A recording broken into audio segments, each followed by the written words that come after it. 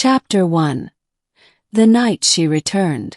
The rain hammered against my apartment window like tiny fists, relentless and impatient.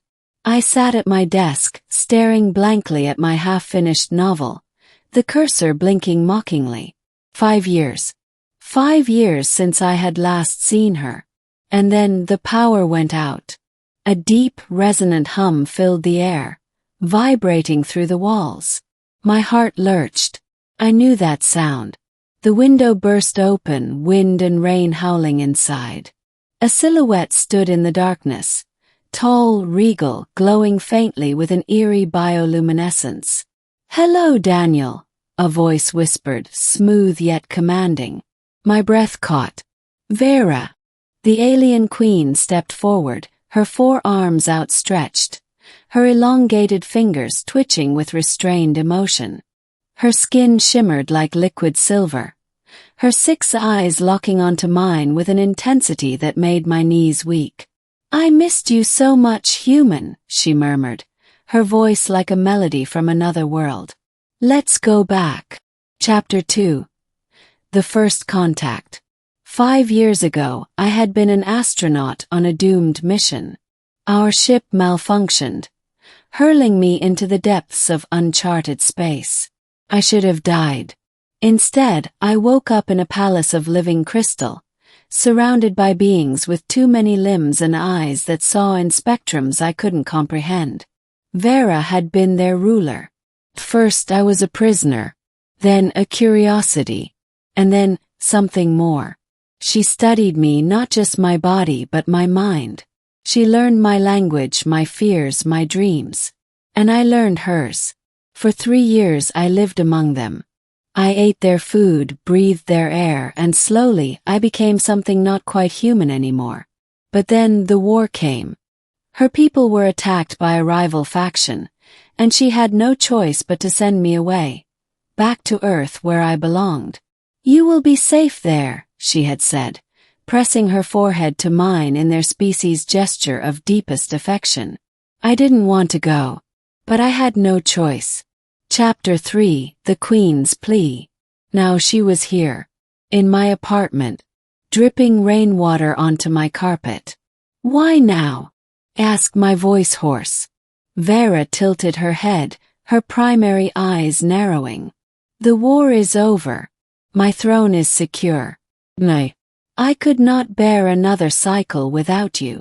I swallowed hard. "You could have just called." Her lips curled in amusement. "Your primitive communication devices cannot reach my world." Fair point. She stepped closer, her scent filling the air. Ozone and something sweet, like starlight distilled into perfume. "Come home, Daniel. Not as a prisoner. Not as a guest, but as mine." My pulse roared in my ears. Earth had never felt like home after what I'd seen, after what I'd felt. But was I really ready to leave everything behind? Chapter 4. The Decision. Packed in a daze. Clothes. Useless where we were going. Photos. I took a single picture of my parents. Vera watched silently, her presence both comforting and overwhelming. "Will I still be human there?" I asked quietly. She exhaled, a sound like wind through alien trees. "No, but you will be more." I knew what that meant. Their kind had technology, biology that could rewrite DNA. I could become like them, live as long as them.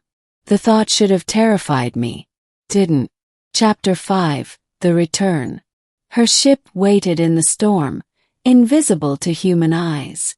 As we ascended, Earth shrank below us, a blue marble fading into the void. Vera took my hand, her fingers intertwining with mine.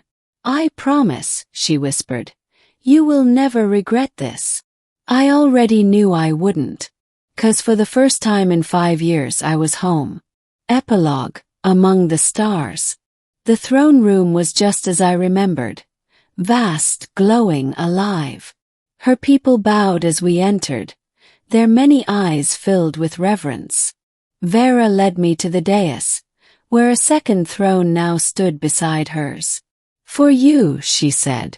I sat, feeling the change begin, the tingling in my veins, the shift in my vision. I was no longer just Daniel.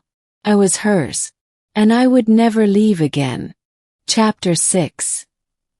Becoming one of them. The transformation wasn't painful. Not in the way I expected. It began as a warmth, spreading from my core to my fingertips.